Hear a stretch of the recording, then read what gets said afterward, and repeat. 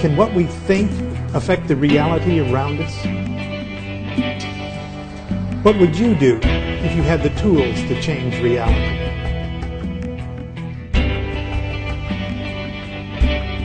Reality isn't as real as one might imagine.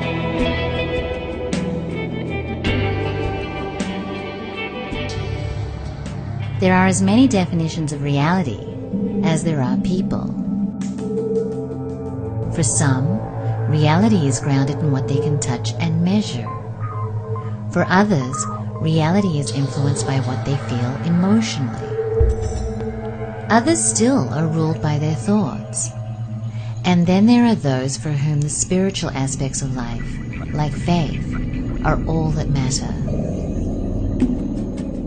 But through this journey I would discover another reality, one that few people get to experience. A vibrant, interactive, creative reality that can only be accessed through the synergizing of all these common realities. The tools for creating this synergy have been with us all along, hidden in plain sight.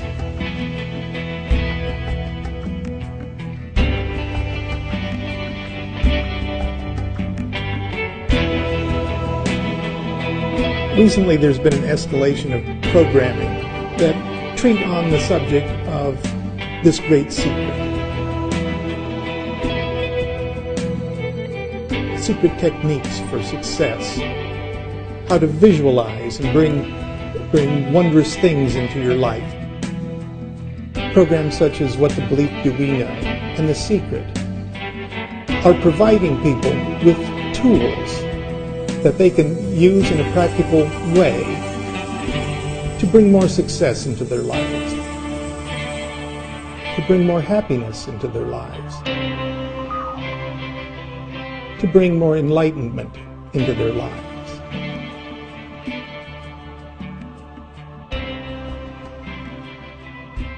Like millions, I was swept up by the promise of The Secret.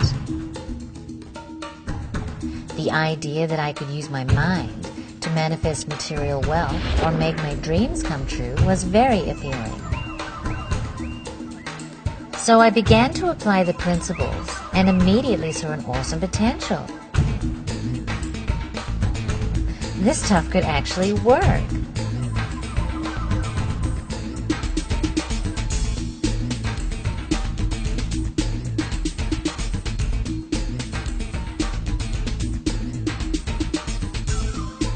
Some of the time, anyway. It was rather hit or miss, and I knew that if I was having these troubles, millions of others were too. Fortunately, my profession brings me into contact with a wide variety of experts, authors, researchers, and pioneers, representing many fields and viewpoints. I was sure that some of them could shed some light on this subject matter. So I decided to conduct my own investigation. My first question of each of them was their general impression of The Secret, its promise, and its validity.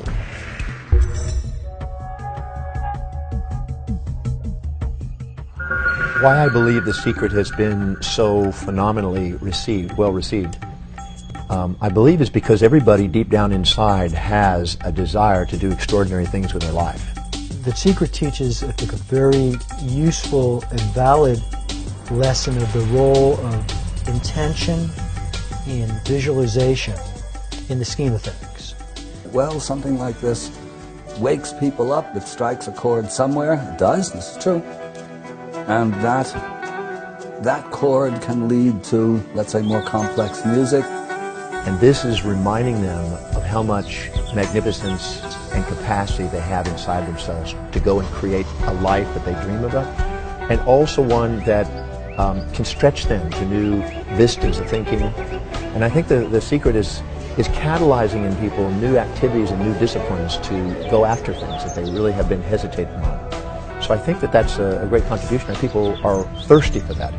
And I think it offers a reminder of what they have inside. Well, we found The Secret to be an extremely life-transforming introduction. We were personally very inspired by The Secret, And the main value we saw in The Secret was that it really reinforces some of the main fundamental laws of attraction. It can be used visualizing your goals, changing some of your negative thoughts. I think for many people, they need exactly some of those lessons that this film brings, because they're so involved in creating their negative reality through negative intention.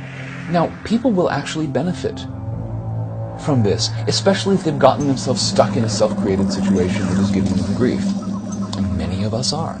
It's a very common thing. Even somebody who perhaps consciously was not studying this stuff, still using the mechanism. It is not any kind of evidence of our particular enlightenment or progressive nature that people are treating what 100 years ago, 150 years ago was this ho-hum basic training, okay, everybody's done this, everybody knows this stuff, as the be-all and end-all.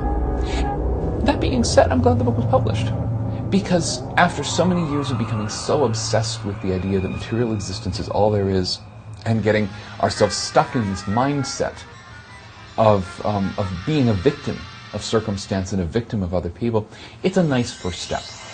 As I expected, I got widely varying responses. But what I didn't expect was that everyone agreed that The Secret contained a kernel of truth. Each agreed there was a number of ways that reality is impacted by consciousness. They all agreed there was something to it, but that it was incomplete. The law of attraction is a science, and if you apply it, it works. But there's many other components to it that have to be in place. If I am accountable for my vision, it's congruent with my values, and I hold it in my mind with such detail that I'm in the middle of it, living it in the present. I watch people, places, things, ideas, and events come into my life almost immediately.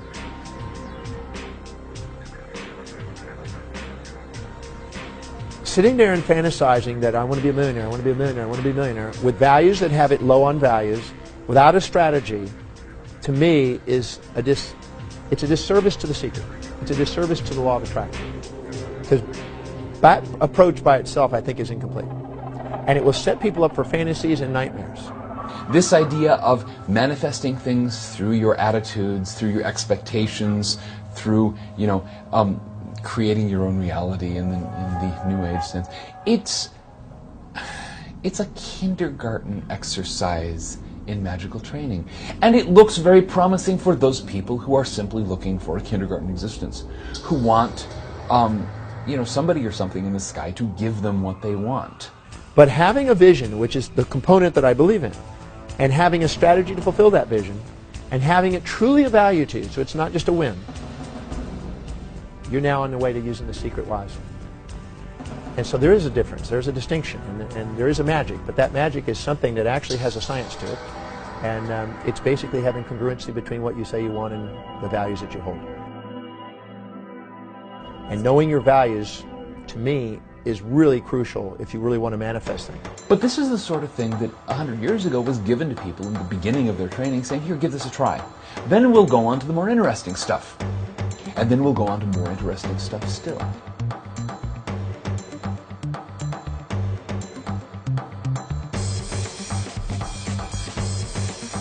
The huge popularity of The Secret and other shows like What the Bleep Do We Know made me wonder if this increased interest in the phenomena signaled something more socially significant.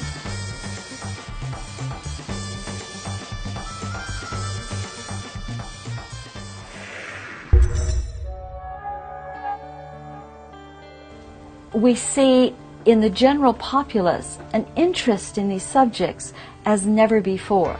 You know, the mystery schools, the secret societies, and the initiatory rites were always there for those that sought them.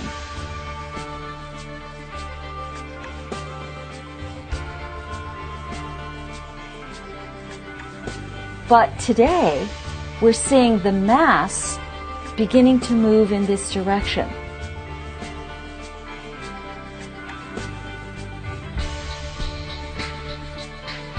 And it's not just an individual movement. Everyone has individual reasons for seeking and for getting on the path.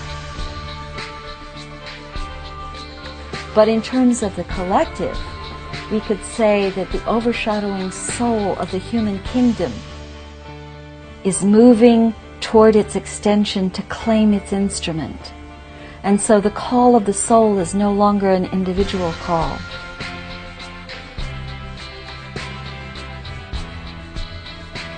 It's a collective call, and anyone that's at all sensitive is beginning to respond.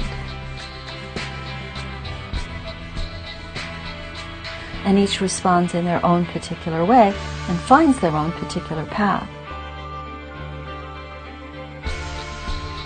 But this is unprecedented in terms of recorded history, that this kind of a seeking, this kind of a movement would be on such a mass scale.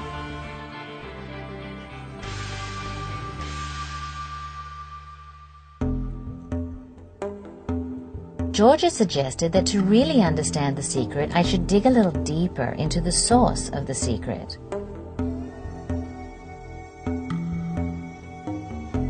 So the next thing I looked into was the claim that the secret was revealing the central secret of an ancient secret tradition.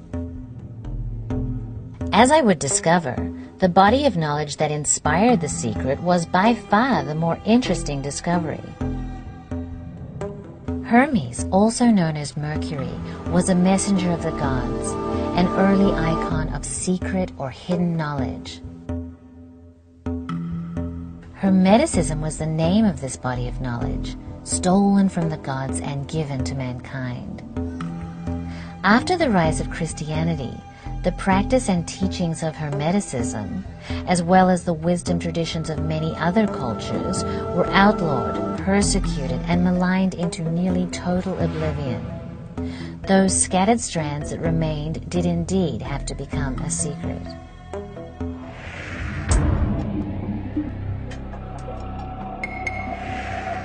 As a young girl in Australia, my father owned a publishing company, and it was my favorite thing to explore the world of books he kept in my house.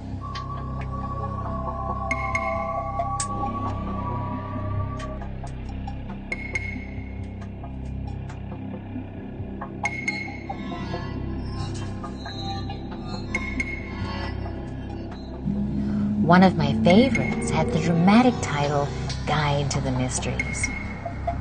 It was a compilation of wisdom traditions, ancient artwork, and magical symbols. The mysteries were the greatest secret and seemed to impart magical abilities to those worthy enough to complete the training process. At the time, a lot of what it said was lost on me, but everything stuck on some level. It eventually began to dawn on me that the things I was reading in The Secret were things I had heard before. I recognized in The Secret a distinctly magical mindset in the visualization tools it described to activate the laws of attraction. At some point in the investigation, I began to wonder if it was indeed these mystery traditions that were the mysterious source of The Secret. I had just the man to ask. In our study of this law of attraction, it's helpful for us to look back at how it came down the centuries to us. The secret that The Secret is referring to is almost certainly the mystery schools or the mystery tradition that comes down to us, often in fragments from deepest antiquity. In the distant past, in previous golden eras of human accomplishment, a vast and powerful science arose that taught an understanding of the central role of consciousness. This body of knowledge and its metaphysical secrets are collectively known as the mysteries. The secret is not a secret. The secret is actually a rehash of what was called New Thought 100 years ago. In the realm of the mind, that which is believed to be so becomes so. This is John Lilly, back in the late 60s. The notion that The Secret is now revealing what was concealed, but that was known to the ancients from time immemorial up through Newton and the major figures of the scientific revolution, is not in itself a lie. The secret of directed attention is part of every esoteric tradition that ever was. It has never disappeared, and it has never been a secret. Certainly, if someone is coming new to this sort of thing, they might think that it's been lost, a lot of it, over the years, or that it's difficult to find, or how do I know what's real and what isn't? Interestingly enough, it's never been lost. It just sort of comes into high profile at certain times and then fades down according to the politics of the time and place as to how receptive the general populace and the powers that be are to esoteric truths, to powers other than their own. The mystery tradition has been with us as long as there is a record of humanity. The difference between the secret as it is expounded within the mystery traditions and the way it is expounded within this film is that in the mystery tradition it is the development of the soul and the attainment of higher consciousness that is the one and only aim that the aspirant or the disciple or the student should be aiming at. Anything that is other than that is a waste of time and actually a negation of the secret itself. So yes, but the secret has been around forever. Of course, it's a matter of directed intention. But Newton was not after a Lexus, and neither was Imhotep, the designer of Saqqara, or any of the other seriously and genuinely developed people from time immemorial. When it's your time to check out of the hotel, and you stand before the court of Osiris, which becomes a later variant, the judgment day of Christianity, the judges are not going to ask you if you were successful in getting yourself a Lexus or a fancy house. They are going to be interested in other things. They are going to weigh your heart. With potentially much more at stake than just getting a new car or a bigger house, my next step would have to be to learn as much as I could about these ancient mysteries, which were unanimously agreed to be the source of the secret.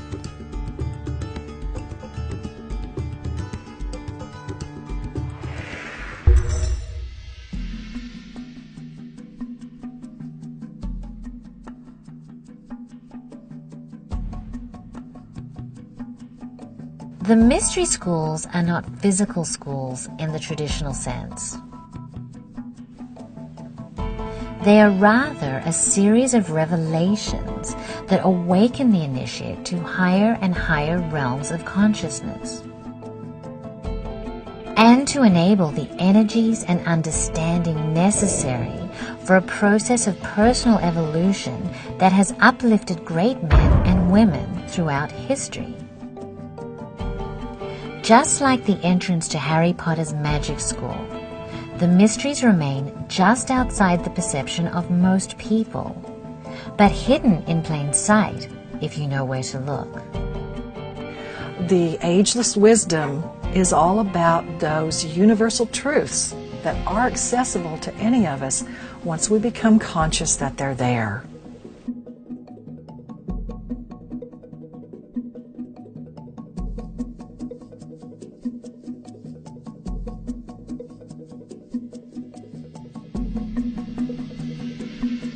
When I was a young man, I used to read Popular Mechanics and other magazines of the day, and I'd see advertisements that carried pictures of great men in history: Isaac Newton, Plato, Claude Debussy, Paracelsus, great men of the past.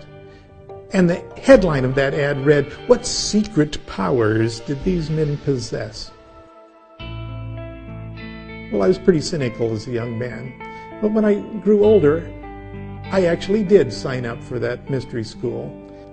I was still a bit skeptical, but what I learned was very, very useful. I learned to focus my mind. I learned to visualize. I learned certain techniques that actually worked. I saw that this stuff worked. I wanted to know how it worked. Initiation is a process whereby you take a person and teach them a new way of relating to the world and to other people. And it's to teach them as fast and cleanly as possible. Much of it is non-conscious.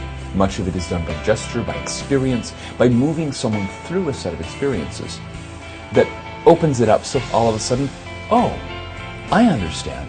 My own background is, of course, the Gurdjieff work, which does not require an ashram or a monastery, and in fact, deliberately sets those of us who have decided to take this particular tortuous path directly in the madhouse itself. It's a system designed to be carried out within the lunatic asylum of the 20th and 21st century. There were indeed certain secrets that great people of the past have used to better themselves, to self-evolve, if you will. I studied metaphysics, read a bunch of books, and talked to a lot of people and said, yeah, there's more to all this, than just the physical world. Obviously there must be. And so, but, like, how does it work? So I wanted to know the physics of metaphysics.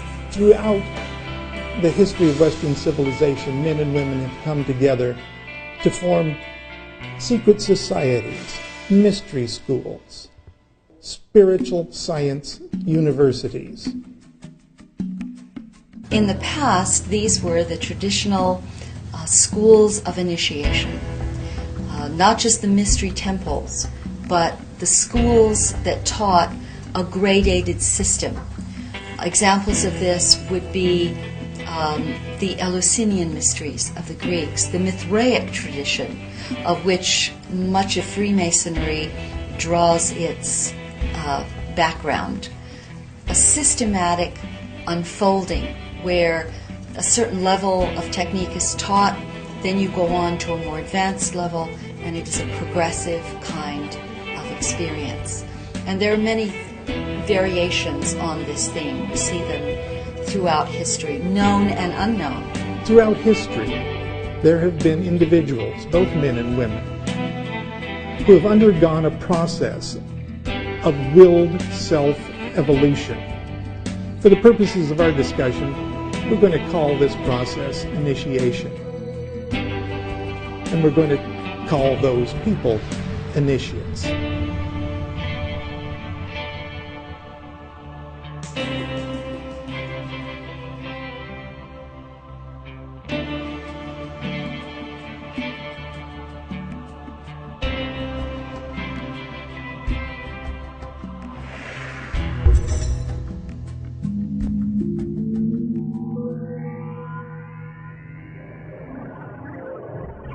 Now, this phrase initiation is something about which there has been an incredible amount of nonsense spewed, probably more than anything else except the lost continent of Atlantis.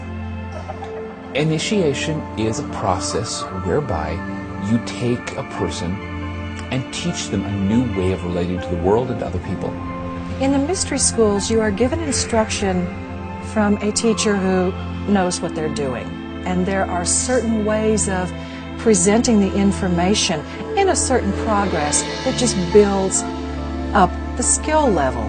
Just as if you were teaching somebody music, you teach them the scales first. And then you teach the different keys, and then you teach the theory, and you're doing practice all along. So in the same sense, the mystery schools, be it Rosicrucian or Masonic or Mithraic or Buddhist or whatever, I would venture to say, they all have certain steps about awareness, about your physical life, which is often why you'll find people on the various paths becoming vegetarian for a while, perhaps, or eschewing sex for a while, or doing certain prayers, doing certain types of meditation. It's about learning about your instrument, the instrument of the soul, and learning how to use it. And there are specific exercises, specific meditations that have been used across cultures and throughout the ages. And you would be introduced to those in sequence so that you build one upon the next upon the next. And it's not easy, or it wasn't for me anyway. I mean, it still isn't. But a lot of it I found in the studies that I did, going to classes and studying these systems, most of it is about conscious awareness. And once you become conscious of what's going on, then you can begin to see how it affects you, and then you can begin to affect it. The mystery schools are, all of them, without exception, directed toward the acquisition of a higher level of consciousness. This process has set them apart from other individuals. This process has given them a certain edge over others when it comes to actually exercising their will upon the universe. The mysteries were responsible for some of the greatest minds and most important evolutionary leaps in human history. Isaac Newton, Mozart, Plato, Jung, Copernicus, Galileo, and a list that goes on to include the most influential people in human history. Whatever the field or focus, exposure to the mysteries seemed to cause an evolutionary shift in the psyche, perfecting the initiate and his ability to wield his craft.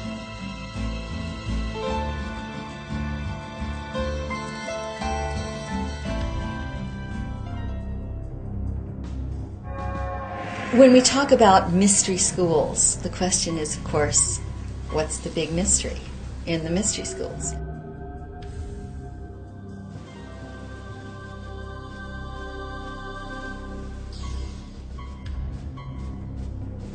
The mystery has nothing to do with specific pieces of information. It doesn't have anything to do with specific rituals, colors of candles, or where you are in a floor of people that are officiating. It really doesn't have anything to do with that. The mysteries have to do with the movement from evolution to initiation. Humanity en masse has been riding the tides of evolution. This is a sort of unconscious cause and effect kind of learning.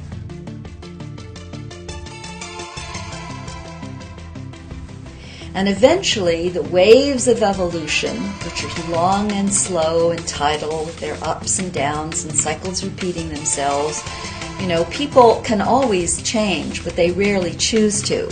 And so they'll repeat the same kind of relationship over and over again. Just because you've gone through something doesn't mean you're finished with it karmically.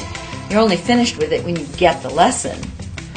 And so humanity en masse is on these tidal kind of evolutionary cycles and waves. But eventually, these waves of cause and effect, unconscious evolution, toss you up on the beach. And at that point, you're sitting on the sand, and now movement becomes self-initiated.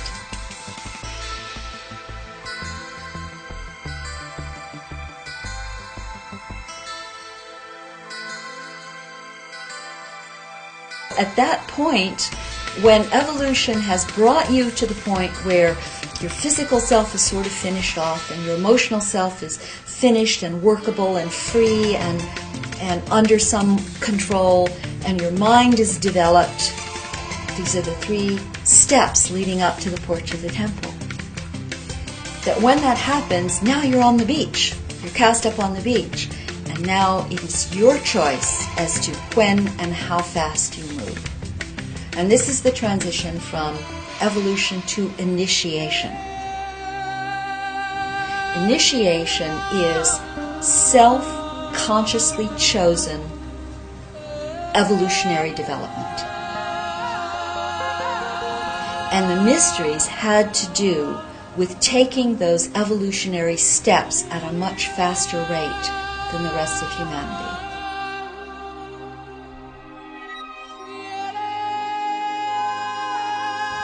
And so the training of the mystery school was to take that evolutionary development physically, emotionally, mentally, and spiritually to the next level. to the next step. And so it is self-initiated growth and development.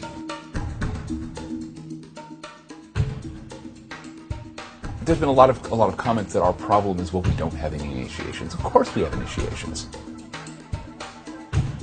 We've got the Masons, we've got the Oddfellows, we've got the Grange, we've got all these traditional initiation things, but nobody's interested in them.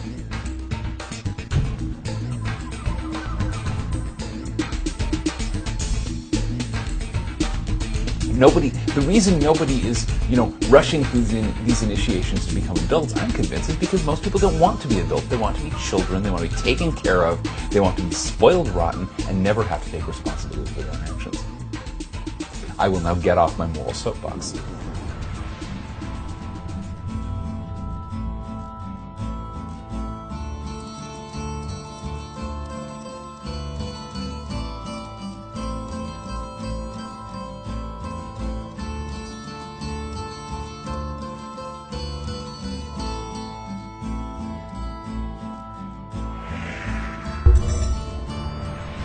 Of course, the question will probably arise, where do you go for real training?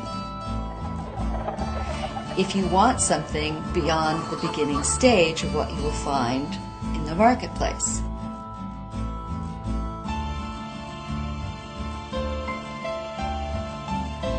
Some have been very public. Most have been behind the scenes, that the average individual would never know that they existed. They would be evoked when the individual got to that place where they were looking for that information, and they would find their way to these various systems.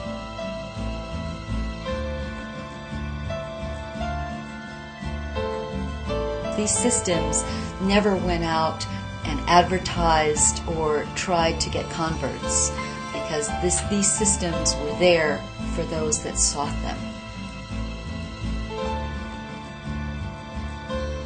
Today, however, we're really, really fortunate in that there are so many ways to access this information. And once you start studying it and seeing what the symbols are, what they mean, what they stand for, you start seeing them in every place you look. You start seeing them in different cultures. You start seeing them on buildings. You start seeing them in religious edifices. You start seeing them on the dollar bill of the United States. You see these esoteric symbols. So it's all around us. The ancient wisdom is better termed the ageless wisdom, because as far as we can tell, it's pretty much always been here.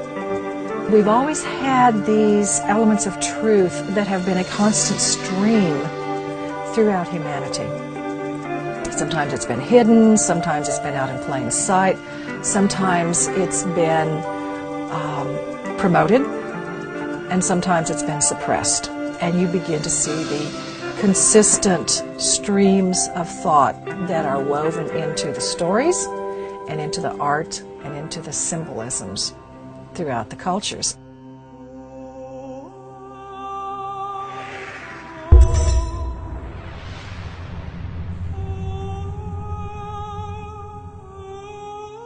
In their own times, tarot, alchemy, the Qabalah and astrology were all symbol systems whose highest purpose was to preserve and communicate the legacy of information. Different people are attracted to different mysteries. It's only natural. But it's helpful for us to know a little bit about each one of them, to see the big picture, to see the fact that this is one mystery, not many mysteries.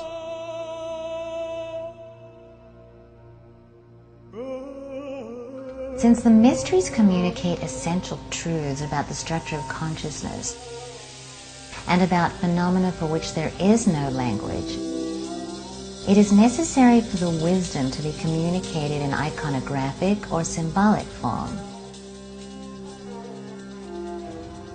In magic, what you're doing is using the mind to connect the world of matter and the world of meaning. That creates what we call a symbol.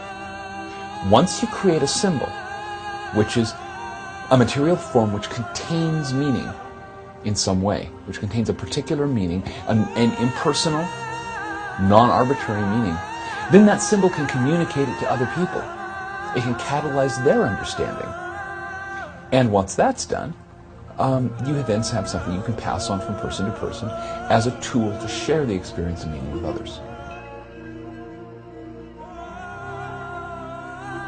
The mysteries have guided and uplifted humanity seemingly for the entirety of human history, shifting media and frequency as the times and society required. Of all the forms the mysteries have taken, one of the most comprehensive is the tarot.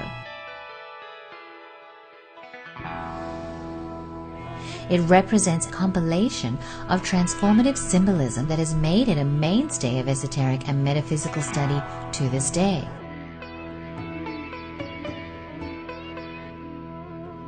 A wonderful symbol system, especially in the Western mystery tradition, is the tarot, specifically the 22 trumps of the tarot. Each of those trumps is assigned one of the 22 letters of the Hebrew alphabet. The first tarot card is the Fool. And if we want to look at it this way, the Fool is an initiate. And the 21 cards that follow are chapters in the initiate's adventure.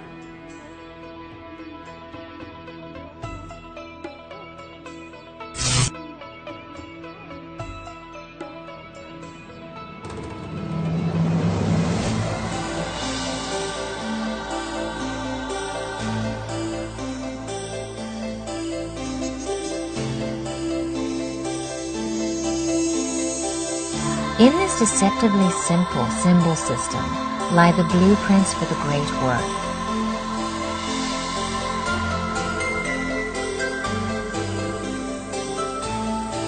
Integrating our four bodies and organizing the psyche to allow access to higher levels of genius, creativity, spirituality, and success.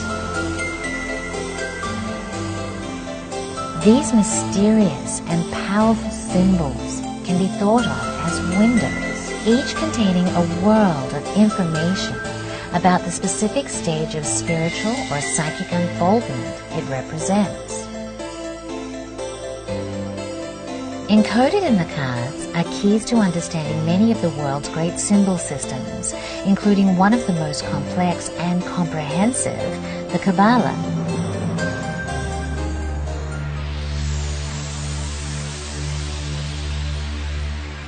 The tarot cards have become very, very popular in the New Age movement and the metaphysical movement.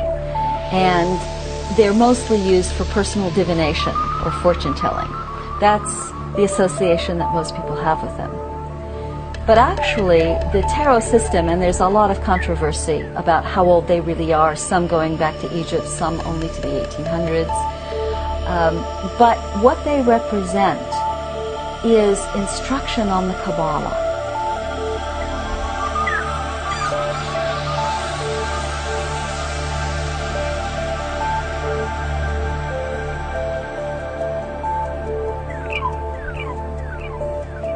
Someone once said that if they were in prison and only had a deck of tarot cards, they could study the Qabalah. And using those tarot cards as flashcards, understand everything there is to know about the Kabbalistic system, which is one of the most complex of esoteric systems.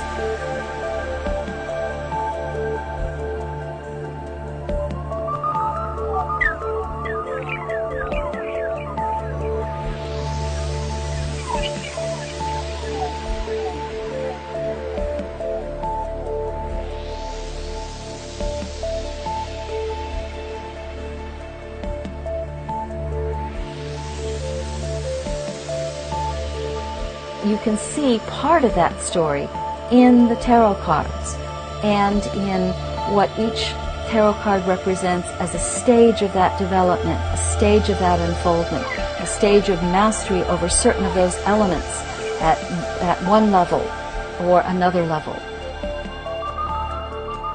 The systems are intertwined with one another, and eventually the study of one leads to a study of another and another.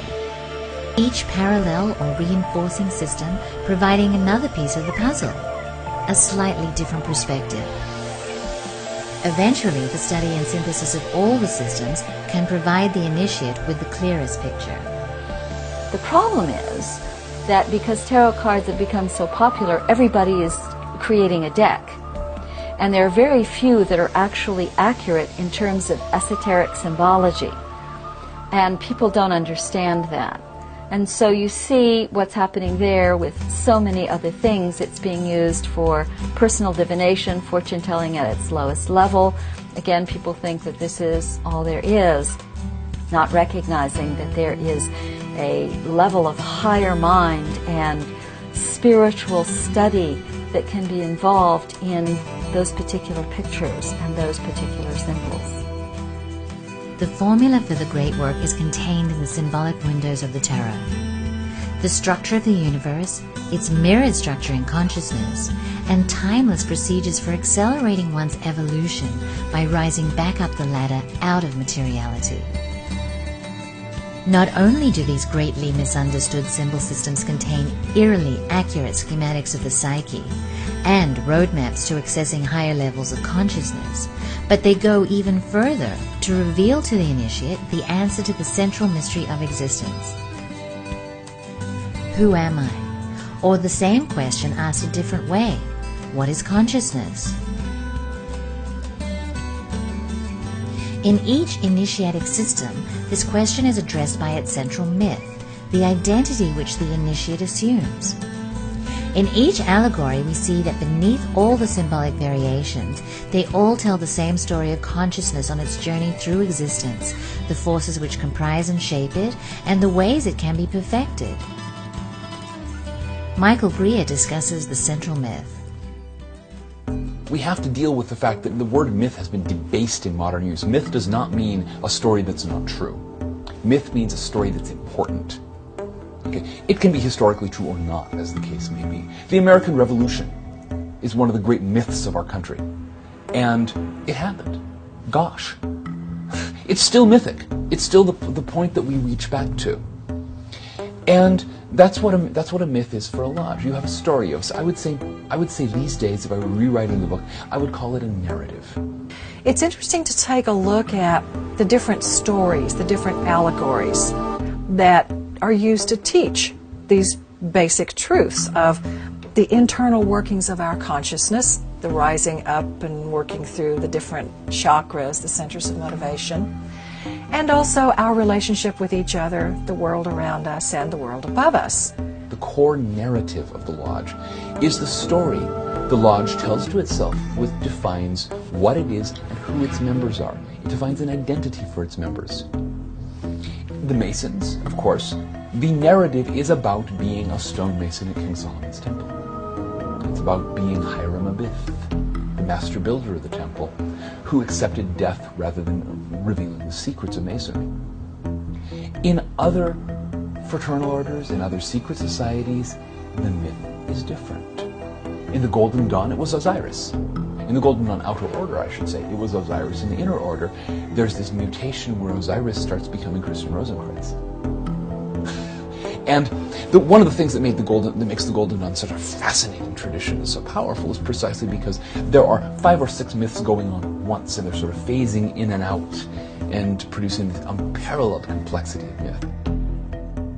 Every symbol system tells basically the same initiatory story in a little different way.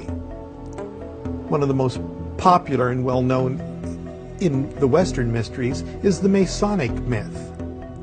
The Masonic myth is the story of Hiram Abiff, who was the chief architect of the building of King Solomon's Temple.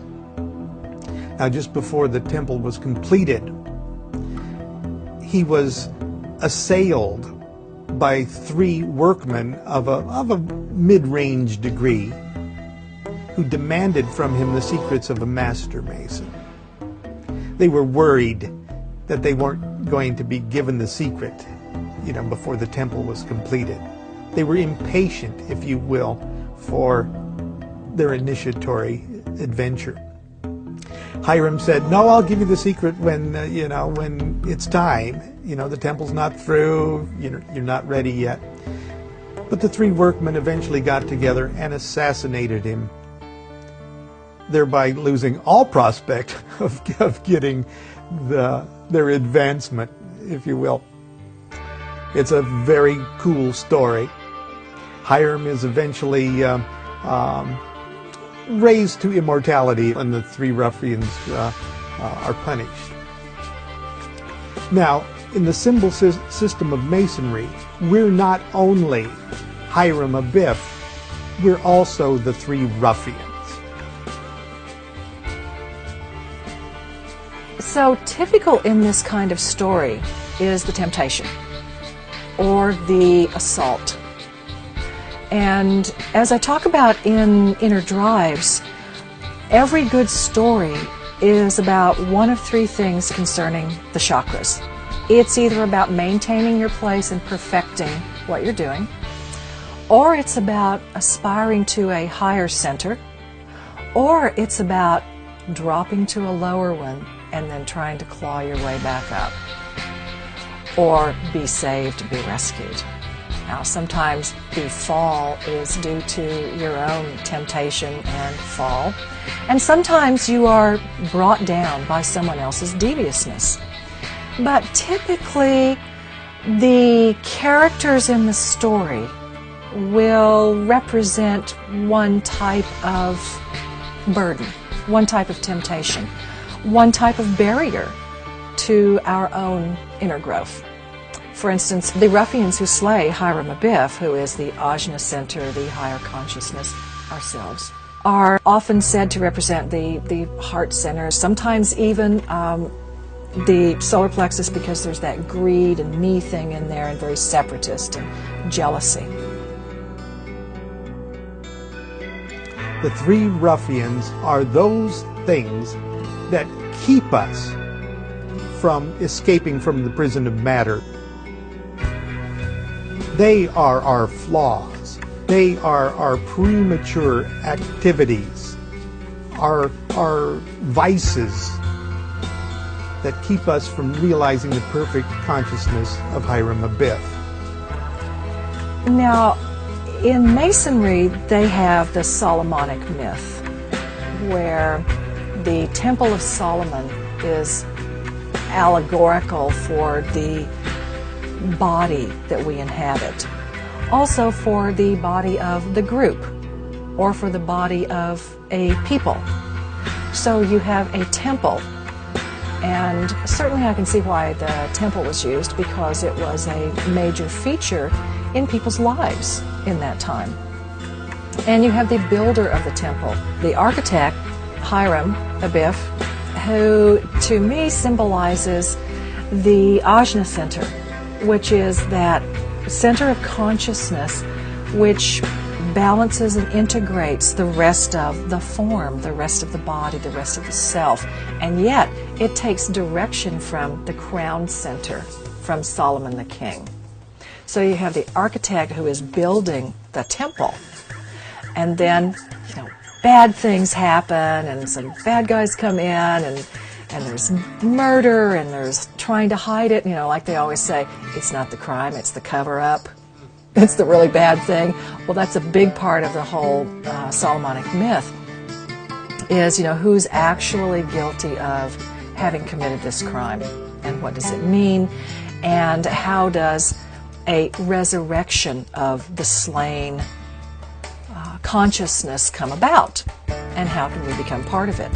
Well, this concept of a higher being who is in direct communication with, or often is, a god, who is drawn down, who is martyred, if you will, by common people, is so consistent across every culture.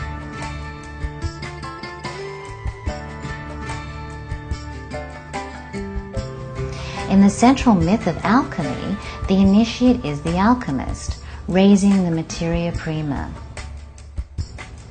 Before the alchemist can practice his craft, he must learn to understand and work with each of the 4 states of matter, perfecting his craft on each of the 4 associated planes.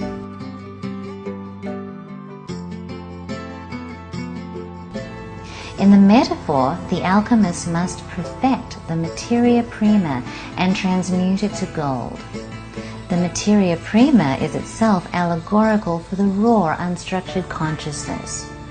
The allegorical gold is consciousness raised to full potential. Alchemy is a very interesting allegory for, let's say, for the path, for the secret. It begins with lead, the materia prima, in other words, the first matter, which is probably not to be understood, at least in its psychological sense, as physical lead. It is physical lead in the alchemist's laboratory, but basically it represents the complex of, let's say, the complex of psychological or soul forces that comprise us. If I say, who are you, Joe or Jim or Sarah or whatever, you don't think of your body as such, you think of everything that makes you you. It's that has to be transmuted through the alchemical process, the inner alchemical process as well as the outer alchemical process, into gold. Transmutation is a word that certainly has physical science implications. For the alchemist, it meant the transmutation of matter, or the changing of matter from one state to another. And in alchemical traditions, this was via the application of heat in some way. But in a spiritual sense, when we talk about spiritual alchemy, we're talking about something other than making lead into gold.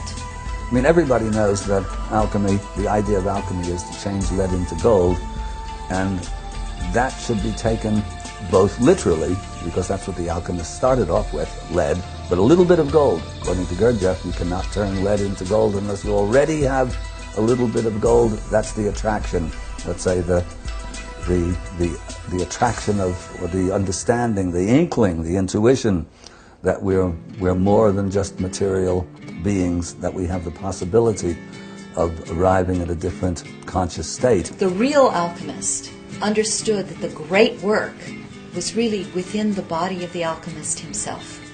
It wasn't the changing of outer elements, although those were nice side benefits, because a pattern once understood can be fractally applied at many different levels. Okay? So, real alchemy then has to do with the transfiguration or the transmutation of one's self. Of course, the gold is, again, a metaphor for a higher level, and one of the reasons gold is chosen is that it is eternal in the sense that it reacts with nothing. It is itself immutable, it's forever, and so the objective of alchemy is to turn, let's say, the lead, which represents the material world, into the gold that is eternal and yet within the material world.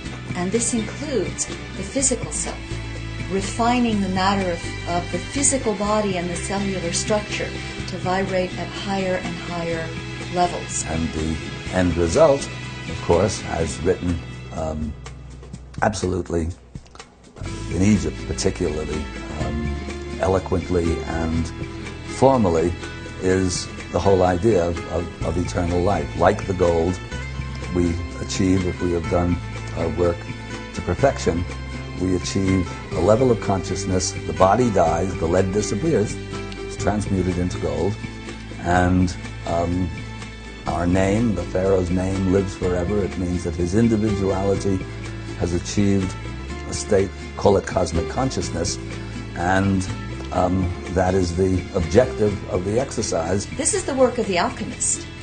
The alchemist was not only that individual that engineered the divine marriage within themselves, that this merging of overshadowing soul and personality to become a whole integrated spiritual being focused in this time and place, having access to these other realms, having mastery, but choosing to work here for the sake of humanity, to lift humanity, to lift the matter of the world, involving the other kingdoms in nature. Humanity as a kingdom in nature is the consummate alchemists It's the job we do for the planet. We play a part within that grand cosmic scheme, and our part is to alchemically transmute what we are born with, the seed of a soul, not a soul itself.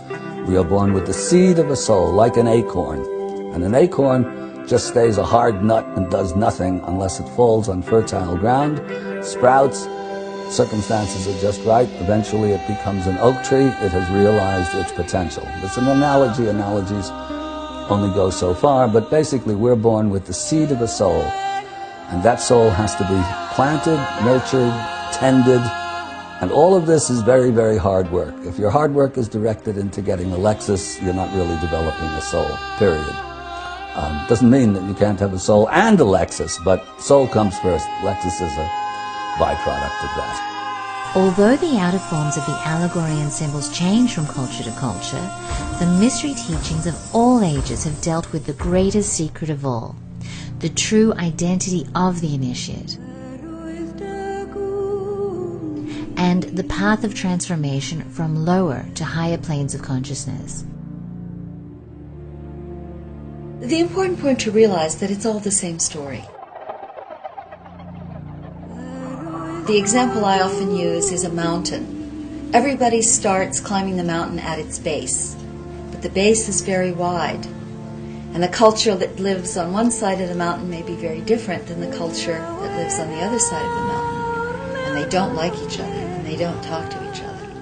But as each climbs the mountain, they not only come closer to the top of the mountain where they all meet, but on the way, they gradually get closer to one another. And so we see systems throughout the world, again, these broken pieces of the mandala, that each have a piece of it, and they echo one another. And at a certain level of metaphysical training, you know that no one system has all the pieces. And you have to have enough synthesis in your own consciousness to be able to look into science and see an important piece, and in Egyptian mythology and see this piece over here, and in Greek history, and put them all together in a meaningful way. These are the pieces of the body of Osiris. Okay? And we're left piecing them back together again, but the generative part, the thing that not only completes the process of bringing it to life, but gives it the power to reproduce itself in new forms, that's the thing we don't have. And that's a powerful metaphor for the situation we're in as we try to rebuild the old magical systems now. We've got these fragments. We can piece them together, we can make most of the body. Can we make it real? That's the challenge. And so when we look at all the different symbologies of the world, we begin to get the sense that there is an integration. And the finding of that integration is a vital part of the mystery and the training, because it allows you to put things together that until your consciousness has reached a certain place shouldn't be put together. But when the consciousness has become inclusive enough, then that becomes possible. There is a divine perfection, a divine beauty, a divine order in the universe that few people ever get to glimpse. But those that do, their lives are changed forever. I'm so amazed at how often people look in the past for great beings and assume that that's somehow magically in the past, and not today. Why not today become unlike an Aristotle? Why not have a Plato today? Why not have a Buddha today? Why not have a great Newton today? And so I think the limits that we put on ourselves keep us from extraordinary experiences and extraordinary manifestations.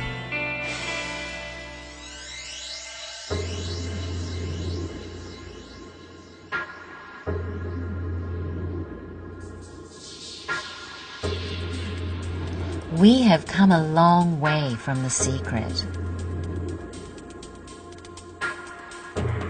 Who would have thought that the quest for material wealth could have led us to life's ultimate reward? We have found the path to the meaning and purpose of our lives.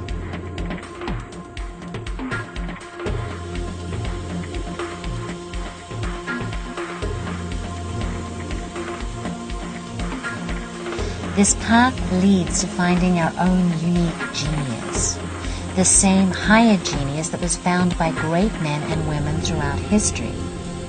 And if that was not enough, this journey then leads us to the ultimate wealth, spiritual wealth, the unfolding of divine powers that are latent within each of us. It is the gold of the alchemist. It has been called the Holy Grail, the Philosopher's Stone, illumination. Its promise is liberation from earthly bindings and acceptance into the company of immortals. This is the journey of each of us, whether we know it or not, whether we accept it or not. But the good news is we do not have to do it alone. In the episodic initiations that follow, some of the world's leading mystery teachers, initiators, and inspired educators reveal in many cases for the first time to the general public the maps that have existed since the beginning of time for use on your own journey. I hope to see you